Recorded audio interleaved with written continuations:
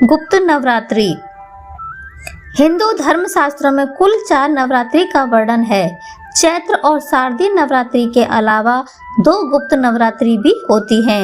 एक गुप्त नवरात्रि महा और दूसरी आषाढ़ महीने में पड़ती है। अब जल्द ही आषाढ़ माह के गुप्त नवरात्रि शुरू होने वाली है। इस साल आषाढ़ गुप्त नवरात्रि की शुरुआत 19 जून से हो रही है, जो कि 28 जून को समाप्त होगी।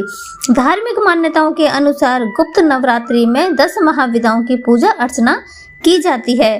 तंत्र मंत्र सीखने वाले साधकों के लिए गुप्त नवरात्रि बेहद खास होती है। ऐसी मान्यता है कि गुप्त नवरात्रि में मां अम्बे के 9 रूपों की पूजा करने से हर मनोकामना पूरी होती है।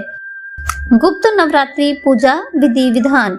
आषाढ़ मास की गुप्त नवरात्रि पर देवी की पूजा करने के लिए सूर्योदय से पहले उठना चाहिए। स्नान करके शुभ मुहूर्त में पवित्र स्थान पर देवी की मूर्ति या चित्र को एक चौकी पर लाल कपड़ा बिछा कर रखें और उसे गंगा जल से पवित्र करें।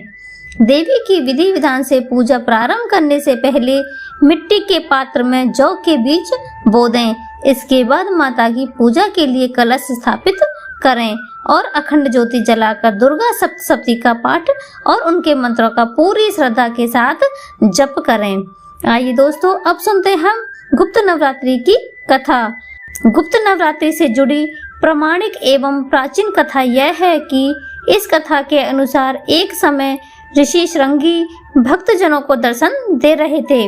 अचानक भीड़ से एक स्त्री निकलकर आई और करबद्ध होकर ऋषि श्रृंगी से बोली कि मेरे पति दुर्व्यसनों से सदा घिरे रहते हैं, जिस कारण मैं कोई पूजा पाठ नहीं कर पाती, धर्म और भक्ति से जुड़े पवित्र कार्यों का संपादन भी नहीं कर पाती, यहाँ तक कि ऋषियों को उनके हिस्से का अन्न भी समर्पित नहीं कर पाती। मेरा पति मांसाहारी है, जुआरी है, लेकिन मैं माँ दुर्गा की सेवा करना चाहती हूँ। उनकी भक्ति साधना से अपने परिवार के जीवन को सफल बनाना चाहती हूँ। ऋषि श्रृंगी महिला के भक्ति भाव से बहुत प्रभावित हुए। ऋषि ने उस स्त्री को आदर पूर्वक उपाय बताते हुए कहा कि वासंतिक और शारदीय नवरात्रों से तो आम जनमानस परिचित है, लेकिन इसके अतिरिक्त 2 नवरात्रे और भी होते हैं, जिन्हें हम गुप्त नवरात्रि कहा जाता है। उन्होंने कहा कि प्रकट नवरात्रों में 9 देवियों की उपासना होती है और गुप्त नवरात्रियों में 10 महाविद्याओं की साधना की जाती है। इन नवरात्रों की प्रमुख देवी स्वरूप का नाम सर्वेश्वरकारिणी देवी है। यदि इन गुप्त नवरात्रि में कोई भी भक्त माता दुर्गा की पूजा अर्चना करता है तो माँ उसके जीवन को सफल कर देती है। इन नवरात्रों की प्रमुख देवी स्वरूप का नाम सर्वेश्वरकारिणी देवी है। यदि इन गुप्त नवरात्रि में कोई भी भक्त माता दुर्गा की पूजा साधना करता है तो माँ उसके जीवन को सफल कर देती है। ऋषि श्रृंगी ने आगे कहा कि लोभी, कामी, व्यसनी, मांसाहारी तथा पूजा पाठ न कर सकने वाले भी यदि गुप्त नवरात्रों में माता की पूजा करता है तो उसे जीवन में कुछ और करने की आवश्यकता नहीं रहती। उस स्त्री ने ऋषि श्रृंगी के वचनों पर पूर्ण श्रद्धा करते हुए गुप्त नवरात्रि की पूजा की।